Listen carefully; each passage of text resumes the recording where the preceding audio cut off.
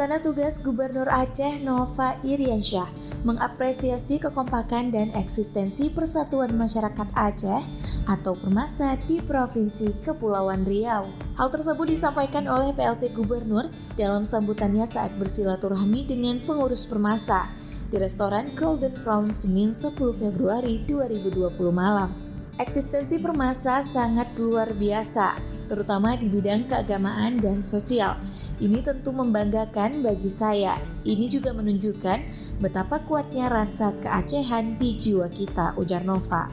Usai mendengarkan penjelasan dari Ketua Permasa Provinsi Kepri T. Nanggro Sulaiman terkait aktivitas paguyuban yang sudah berdiri sejak tahun 1996 itu.